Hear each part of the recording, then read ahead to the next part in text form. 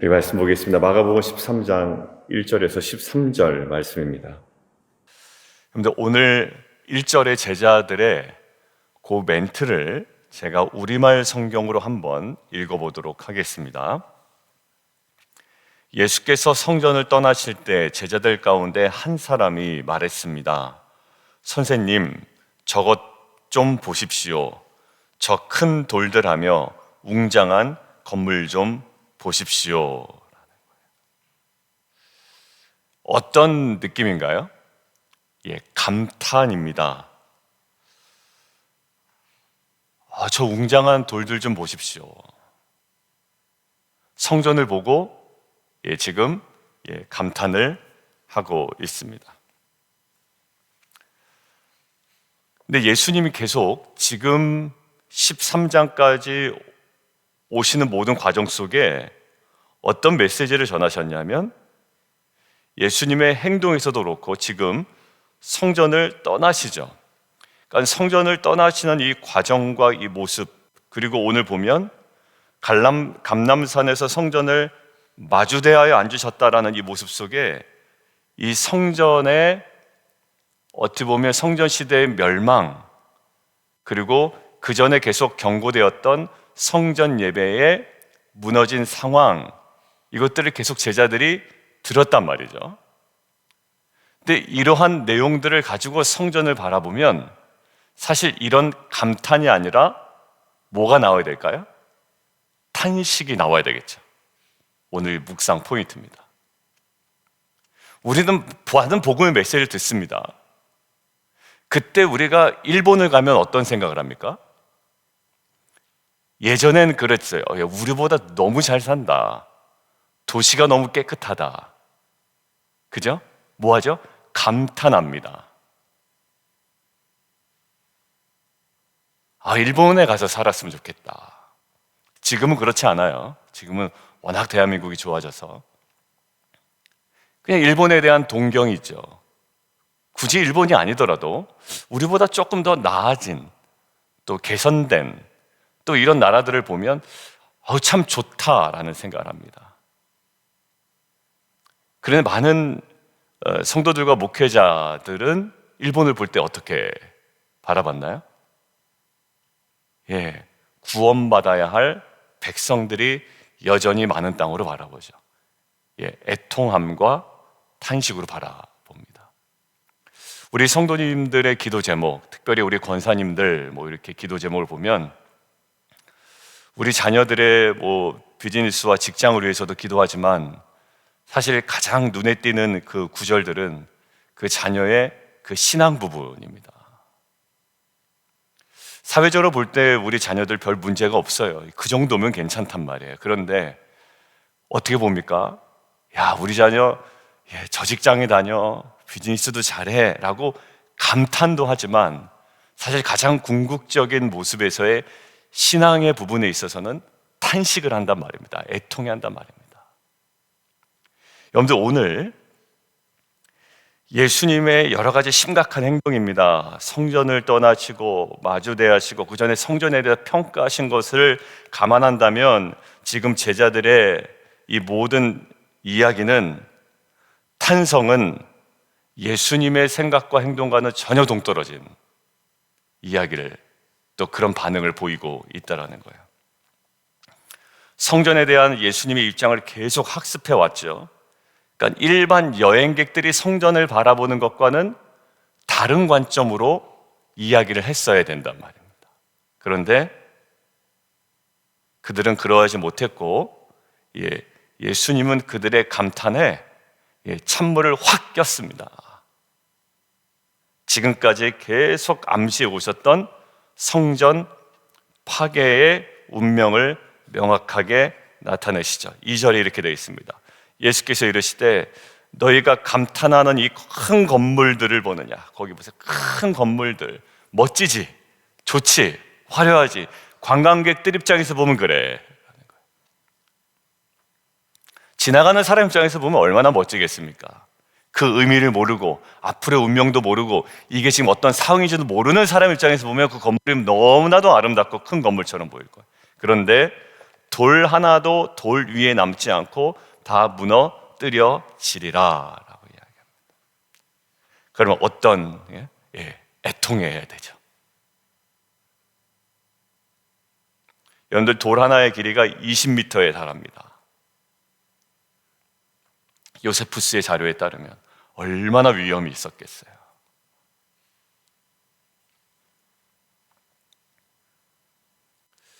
저는 이것들을 묵상하는데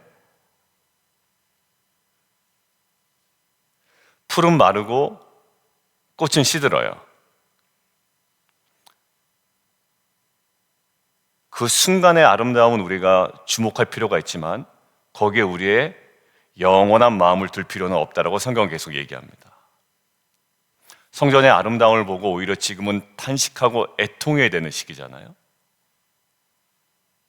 풀은 마르고 꽃은 시들기 때문에 영원한 하나님의 말씀을 소망을 두는 것은 성도가 지극히 이 땅을 살아가는 삶의 방식이어야 된다라는 거예요.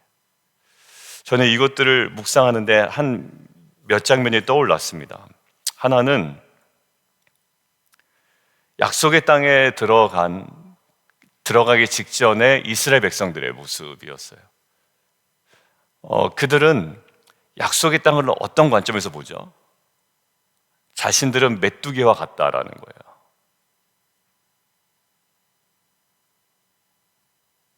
처음에 조금 감탄하는 듯 하다가 이 포도 한 송이가 이따만합니다 이렇게 얘기하죠.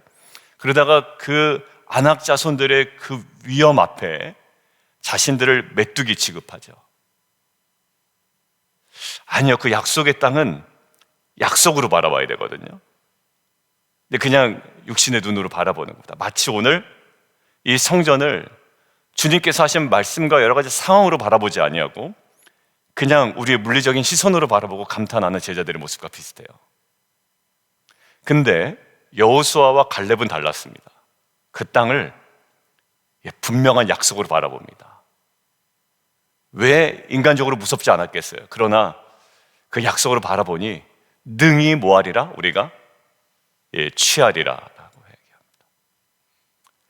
여러분들, 그리고 신약에 또 누구 한 사람은 없습니까? 라고 했는데 바울이 떠오르는 거예요. 근데 바울이 어떤 모습이냐면 바울은 다른 사람들이 보기에는 대단하다라는 것들을 많이 가진 사람입니다. 지금으로 따지면 학위가 좀 있는 사람 같아요. 왜냐하면 가말리엘이라는 그 당시에 최고의 스승한테 배웠던 자가 바울이거든요. 근데 이 바울이 남들이 볼 때는 최고의 학부, 최고의 학문을 연마한 배운 자인데 나중에 예수를 만나고 나니까 그것들 뭐로 여깁니까? 모든 것들을 배설물처럼 여깁니다. 그러니까 거기에 마냥 감탄하지 않다란 말이야. 자, 적용이요. 우리가 지금 최근에 일어나고 있는 일들, 또 우리가 평소에 이렇게 좀 바라보고 있었던 여러 가지 상황들 속에 그럴 필요 없는데 그냥 감탄하고 있는 우리의 모습들이 있어요. 그럴 필요 없어요. 현대적으로 따지면 교회 건물이겠죠. 여러분들, 교회 건물에 우리가 감탄하고 있으면 안 되죠. 그건 아무런 유익이 없습니다. 사람들이 갖고 있는 저 사람들은 차가 저 정도고 집이 저 정도니 저 사람들 문제가 없어 라는 것보다 그들 안에 있는 아까 이야기했던 애통하고 탄식으로 바라봐야 되는 그 눈이 우리 안에 열려야 될 줄 믿습니다. 특별히 우리 자녀들 입장에서요. 그냥 저 정도면 문제가 없겠지, 앞으로 잘 해왔으니. 근데 부모 입장에서 그렇지 않은 모습들이 또 보이잖아요. 근데 그 마음이 있어야 기도가 제대로 나오더라고요. 여러분들, 이 제자들이 성전을 두고 안타깝게 기도를 했을까요? 이제 성전이 무너지는 것 이유를 생각하며 또 그들이 바라봐야 되는 다음 시대를 생각하며 이거는 어려운 거예요. 단지 물리적으로 보이는 성전에 감탄하고 있는 심정으로는 다음 시대를 생각하며 기도하기는 굉장히 어려운 겁니다. 우리 공동체가 이만하면 됐지. 물론 주신 은혜에 대해 감사하지만 거기에도 분명히 애통하고 탄식해야 되는 눈물의 기도의 자리가 있는 거예요. 어린애들은 어떻습니까? 어린아이들은 다 좋다고 그럽니다. 근데 부모 눈에는 보이는 거예요. 이게 그래도 부족한데, 이게 우리 집안엔 이 부분이 좀 더 준비가 돼야 되는데, 앞으로 이것들을 준비하려면 이러이러한 과정들이 좀 있어야 되는데, 이 사람도 만나야 되고 이것들을 좀 계속 빌드업해 나가야 되는데, 많은 걱정이 있는 겁니다. 여러분들, 직원 눈하고 사장 눈하고는 다릅니다. 달라요. 직원은 다 괜찮다고 합니다. 사장님 다 괜찮아요 그래요. 아니요, 근데 아니에요. 직원들은 이 정도면 너무 좋습니다 라고 이야기해요. 근데 사장님 눈은 달라요. 애통함이 있어요. 거기도 여전히 모자람이 있고 탄식함이 있다고요. 여러분들, 저는 이 눈이 성도다움을 회복하는 놀라운 시선인 줄 저는 믿습니다. 왜 그렇게 어렵게 사냐고요? 아니요, 그게 주님의 마음이고 주님의 시선이기 때문이에요. 여러분들, 망하고 썩어질 것에 미련 두는 것 옳지 않아요. 소돔과 고모라에 미련 두는 것 옳지 않았잖아요. 애굽에 미련 두는 것, 애굽 너무 좋다, 옳지 않았잖아요. 골로새서에서는 이렇게 합니다. 땅의 것을 구하지 말라고 얘기합니다. 아무리 좋아도 그것은 우리가 막 동경해야 될 대상은 아니라고요. 왜냐하면 이것을 감탄하는 순간, 감탄은, 제가 정리해놨는데요, 감탄은 미련을 낳아요. 거기에 자꾸 머물러 있게 해요. 세겜 땅이 그랬어요. 딱 들어오니까 세겜 땅이 너무 좋은 거예요. 누가 뭐라고 하는 사람도 없고, 그냥 이 감탄은요, 그 땅에 미련을 두게 돼요. 결국 세겜 땅에서 안 좋은 일을 많이 경험하게 되죠. 여러분들, 감사한 것과 거기에 우리가 모든 세속적인 관심을 가지고 감탄하는 것과는 전혀 달라요. 여러분들, 우리의 눈에 정말 그 하나님의 그 시선과 그 주님의 마음이 다시 한번 회복되는 귀한 은혜가 있기를 주님의 이름으로 축원합니다. 그리고요, 오늘 11절에 보면 10절과 11절에 보면 이렇게 돼 있어요. 지금 어떤 징조가 있겠습니까? 라고 할 때 많은 것들이 있죠. 이게 이제 성전 파괴 시점에 어떤 징조입니까? 라고도 하고, 또 학자에 따라서는 예수님의 재림의 때에 주는 메시지다 라고 하는데, 그것들을 성경은 1차적인 하나만 성취되지는 않기 때문에 우리의 또 시선으로 다르게 적용할 수도 있죠. 다르게 볼 수도 있죠. 그러니까 1차적으로는 성전 파괴 시점의 징조이기도 하고, 예수님 재림할 때의 어떤 모습이기도 할 겁니다. 왜? 요한계시록과 연결되는 부분들이 너무 많거든요. 자, 근데 지금 이 본문에 좀 중요한 사실 우리가 하나 짚고 넘어가야 되는데요. 뭐냐면 이 13장은 27개의 미래형 동사가 있대요. 그러니까 그게 무슨 말일까요? 많다라는 거예요. 13장에만. 근데 이 13장에 27개의 미래형 동사가 있다는 건 그만큼 예언적인 말씀이 많다라는 거죠. 이렇게 일어날 거야 라는 거예요. 그런데 동시에 19개의 명령형 동사가 있다라는 거예요. 그 말은 어떻게 우리가 해석을 해야 될까요? 19개의 명령형 동사가 있다는 것은 미래에 이렇게 일어날 거야, 그러니까 하고 뭐예요? 권면이죠. 그리고 경고죠. 그래서 경고의 언어들이 집중적으로 나옵니다. 오늘 예를 들면 5절에도 나오잖아요. 주의하라. 9절에도 나오잖아요. 스스로 조심하라 라는 거예요. 23절, 33절, 35절, 37절 계속 반복됩니다. 그리고 내일 본문 14절에 보면 읽은 자는 깨달을진저. 결국 목적은요, 어떤 상황이 일어날 거야, 만나 봐, 이게 아니라 교훈과 경고를 받도록 하는 거예요. 그러니까 관심의 목적이 묵시 자체에 있지 아니하고 묵시에 근거한 뭐에 있다? 권면에 있다라는 거예요, 예수님이. 결국 이 권면 속에 우리가 오늘 본문에서 발견하기를 원하는 것은 뭐냐면 10절, 11절인데요. 제가 읽겠습니다. 또 복음이 먼저 만국에 전파되어야 할 것이니라. 사람들이 너희를 끌어다가 넘겨줄 때에 무슨 말을 할까 미리 염려하지 말고 무엇이든지 그때 너희에게 주시는 그 말을 하라. 말하는 이는 너희가 아니요 성령이시니라.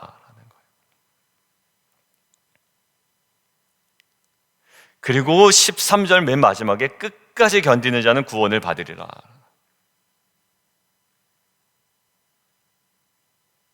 너희가 넘겨질 거야.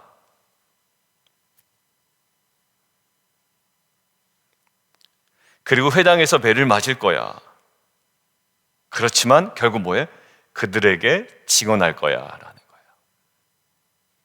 잘 보면 그때의 제자들이 직면하게 될 뭐예요? 박해입니다. 그죠? 근데 이 박해를 무엇과 밀접하게 연관시키고 있나요? 복음 선포와 밀접하게 연관시키고 있습니다. 결국 고난과 선교를 연결해요. 그러니까 그때 어려움이 있을 테니 도망가, 피해 라는 것이 아니라 그때 더욱 주의하고 깨어있고 집중하여 조심하여 우리가 감당해야 되는 일인데 뭐라고요? 예, 선교예요. 그러니 마태복음 예수님 마지막에 땅끝까지 이르러 사대형제 땅끝까지 이르러 내 증인이 되라. 그리고 내가 너희와 항상 함께 있으라는 임마누엘은 결국 무엇을 위한 임마누엘이었나요? 예, 그 부르심과 고난 속에서도 이 선교적 사명을 감당할 수 있도록 도우시는 은혜였다고요. 여기서 조금 더 명쾌해지는 것 같아요. 임마누엘의 은혜는 우리가 속상할 때 우리를 위로하시는 은혜도 맞습니다만 고난 가운데서도 우리가 감당해야 되는 선교적 사명을 온전히 수행할 수 있도록 도우시는 하나님의 구원의 역사를 주도하시는 은혜였다고요. 의미 없는 고난은 없고 사명 없는 고난은 없다. 한 명이 또 떠올랐습니다. 사도 바울이었어요. 그는 옥에 갇혀 있죠. 그런데 찬양을 하여 신라와 함께 옥문이 열려요. 근데 그가 뛰쳐나가지 아니하고 간수를 돌아봅니다. 거기에 간수와 간수의 가족들에게 복음을 전하죠. 베드로가 잡힙니다. 사도행전에 공회에 끌려갑니다. 사람들 앞에 씁니다. 근데 그때 담대하게 복음을 전합니다. 사도 바울은 나중에 아그리빠 왕 앞에 갑니다. 그다음에 총독 앞에 서 있습니다. 그런데 거기서 복음을 전합니다. 여러분들 어떻게 보면 굉장히 눈물 나고 감사하고 감동적인 장면이 아닐까 싶어요. 어떻게 하면 내가 살아날까라고 고민하고 기회주의자처럼 얘기하는 것이 아니라 오직 한 길, 그 길을 향해 갑니다. 그게 바로 예수님께서 우리에게 또 제자들에게 말씀하신 그 모습이었습니다. 저는 제일 안타까운 게 좋은 일 일어나면 너무 기뻐하는 모습, 마치 성전에 감탄하는 모습도 안타깝고요. 그죠? 저와 여러분이. 그게 끝이 아닌데, 그 다음이 있는데, 막 성전에 감탄하고 있는 모습도 우리의 모습은 안타깝고, 두 번째는 고난 가운데 모든 것들을 절망하고 포기하는 모습도 안 돼. 오히려 어떠해야 됩니까? 이때 염려하지 말고 우리에게 그 말할 것을 허락하시는 성령을 더욱더 철저하게 의지하고 인내하며 감당해야 되는 시기이죠. 그러한 공동체로 우리를 부르셨고요. 그 부르심에 합당한 은혜를 우리에게 허락하신 줄 믿습니다. 우리 함께 기도하며 나아가도록 하겠습니다. 우리 함께 기도하는데 오늘 첫 번째, 오늘 감탄해서는 안 돼요. 네, 제자들이 이것을 보고 감탄하고 있습니다. 예수님의 그동안의 행적과 말씀의 근거에 보면 조금 어울리지 않는 부분입니다. 여러분들 굉장히 디테일하게 개인적으로 적용해 보면 제가 설교 때 말씀은 안 드렸습니다만 지금 그럴 때가 아니거든요. 한마디로 보면 지금 그럴 때가 아니에요. 근데 자꾸 일관된 자리로 나가지 못하는 거예요. 지금 그럴 때가 아닌데, 감탄하고 있을 때도 아니고 절망하고 있을 때도 아니고 분명한 그 상황을 바라보는 눈이 우리를 하여금 이끄는 자리가 있는데요. 그냥 우리의 보통의 루틴대로, 그냥 나의 기분대로, 또 나의 물리적인 시선대로 끌려갈 때가 있습니다. 오늘 보십시오. 감탄이 아니라 탄식과 애통함으로 나아가야 되는 자리였고요. 그 다음에 오히려 이 어려움 가운데 그냥 포기하고 절망해 버리는 것이 아니라 오늘 분명한 대로 성령께서 우리의 말할 것을 미리 예비하시다라는 확신 가운데, 그리고 이 선교적 사명을 감당할 수 있도록 우리와 함께 하시는 임마누엘을 의지하여 우리가 온전히 그 자리로 오늘도 나가야 될 줄 믿습니다. 하나님 그렇게 부르셨습니다. 오늘도 우리가 순종하는 하루 되게 하여 주옵소서. 함께 주님 이름 한번 부르고 기도합니다.